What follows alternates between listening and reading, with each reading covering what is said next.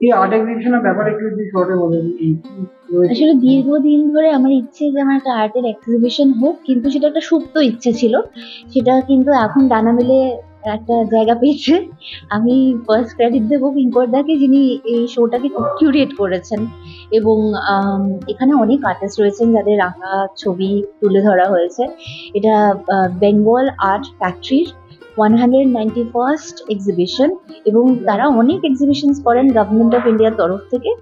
আর এটাও বটে যে মিনিস্ট্রি অফ এক্সটার্নাল অ্যাফেয়ার্স যে এত সুন্দরভাবে নতুন নতুন আর্টিস্টদেরকে সুযোগ দিচ্ছে, সেটা জেনেও আমার দারুণ লাগছে। এবং এখন তো পার্টিসিপেট করছি।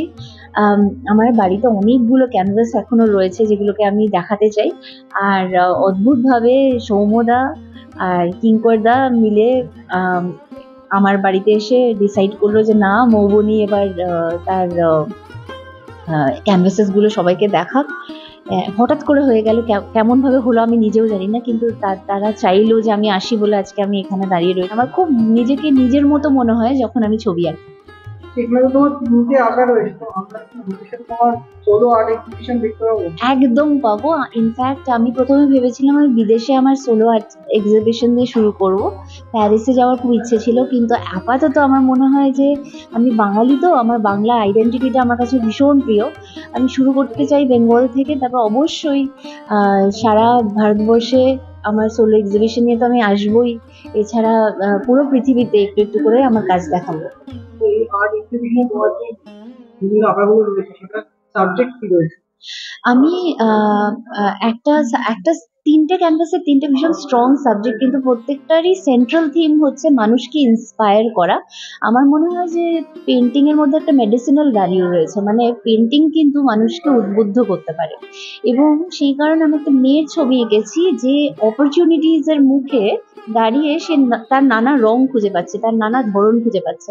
মেয়েরা অনেক সময় যখন কোনো পসিবিলিটি নিজের চোখের সামনে দেখে, একটু সিটিয়ে যায়, একটু ভয় পায়।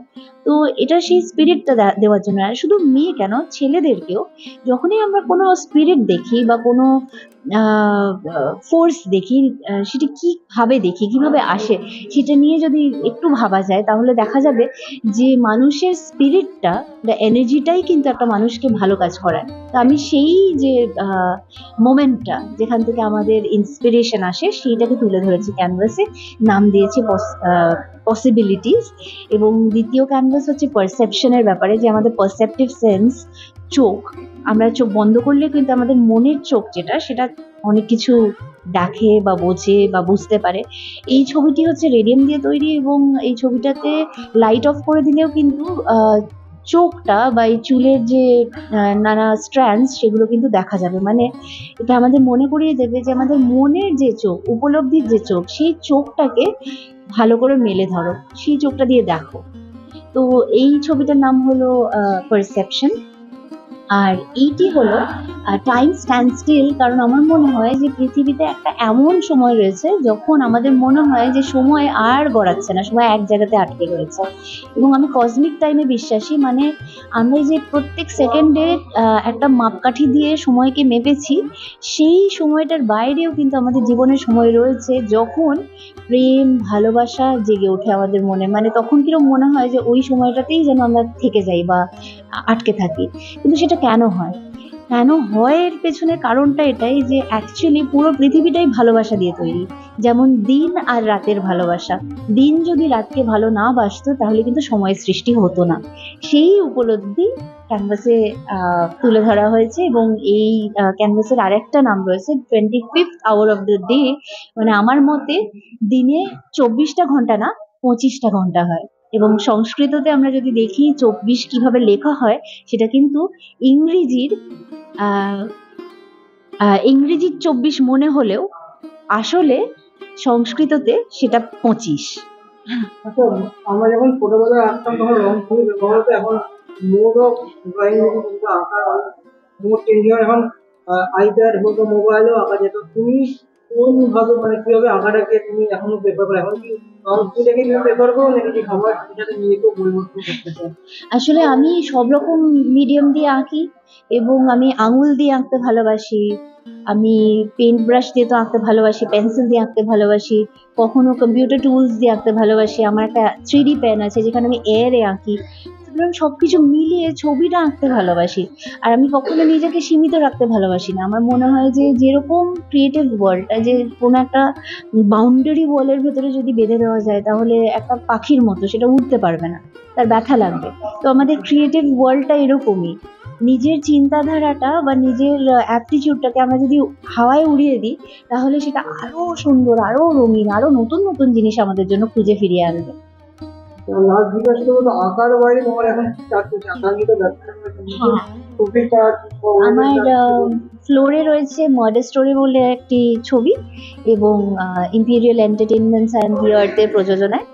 আর এছাড়া আহ, আলোর দিশা বলে একটি ছবি হলে আসতে চলেছে, এবং সামনে ওয়েব সিরিজ অনেকগুলো। আর সাউথে গিয়েও কাজ করেছি ওয়াসিকারা বলে একটি ছবিতে, সে ছবি রিলিজ হবে। বম্বেতে একটি ছবিতে কাজ করেছি, দ্য ওয়ার্ল্ড ইজ মাইন বলে, সে ছবিও রিলিজ হবে। আশা করছি মানে আপনারা হলে এসে বড় পর্দার ছবিগুলো দেখবেন, এবং যেটা যার মতো, মানে ওয়েব সিরিজের কাজটা আপনারা খুব সুন্দরভাবে ট্যাবে হোক টেলিভিশনে হোক এনজয় করবেন, আর বড় পর্দার কাজগুলো বড় পর্দায় একদম হলে টিকিট কেটে এনজয় করবেন। এক্সিবিশনটা অর্গানাইজ বাই বেঙ্গল আর্ট ফ্যাক্টরি, 191তম আর্ট এক্সিবিশন শুরু হয়েছে 27শে এপ্রিল, শেষ আজকের 29শে এপ্রিল। এখানে মোট বিভিন্ন ধরনের পেন্টিং সহ আর্ট ওয়ার্ক আছে, 80টা আর্ট ওয়ার্কস আছে, স্কাল্পচার আছে, ফটোগ্রাফি আছে, ডিফারেন্ট হ্যান্ডক্রাফট আছে। তো এই এক্সিবিশনটা একটা গ্র্যান্ড এক্সিবিশন, কারণ হচ্ছে আমরা যে এই এক্সিবিশনটা প্রতি বছরই এই সময় হয়, কিন্তু এই বছর প্রাকৃতিক পরিবেশটা খুব প্রতিকূল অবস্থায় আমাদের এক্সিবিশনটা হয়েছে। তো যতটা প্রাকৃতিক প্রতিকূল অবস্থা ছিল, এক্সিবিশনটা হয়ে আমাদের কাছে মনে হয় অনেকটা ইজি হয়ে গেছে। তার কারণ এই এক্সিবিশনটা মধ্যে নানান ধরনের যে পেন্টিং গুলো ছিল, সেটা কখনো প্রকৃতির কথা বলেছে, কখনো মানুষের অধিকারের কথা বলেছেন, কখনো স্বাধীনতার কথা বলেছেন, কখনো আমাদের দৈনন্দিন জীবনে রাজনৈতিক এবং সামাজিক প্রভাব কিভাবে মানুষের এক শ্রেণীর মানুষকে জীবনকে বেশি সুখাচ্ছন্দ্য ভরিয়ে দিয়েছে, আর এক শ্রেণীর মানুষকে প্রায় নিচে চলে যাচ্ছে, তলানিতে। আমি প্রফেশনাল পেইন্টার, দুই আছে, বিভিন্ন দর্শকদের মধ্যেও তো বিভিন্ন রুচির পার্থক্য আছে। কেউ হয়তো ল্যান্ডস্কেপ ভালোবাসে, তারা ল্যান্ডস্কেপকে প্রশংসা করেছে, কেউ ওয়াটার কালারকে ভালোবাসে, তারা ওয়াটার কালারকে প্রশংসা করেছে, কেউ আবার অ্যাবস্ট্রাক্ট ধর্মী কাজ ভালোবাসে, তারা অ্যাবস্ট্রাক্টকে প্রশংসা করেছে। বিভিন্ন অ্যাঙ্গেল থেকে দর্শকরা প্রশংসা করেছেন, বিভিন্ন কাজেরও তারা সমালোচনাও করেছেন, এবং তারা জানতে চেয়েছেন কিভাবে কাজটা করেছে, পেইন্টারদের কাছে ব্যাখ্যা চেয়েছেন।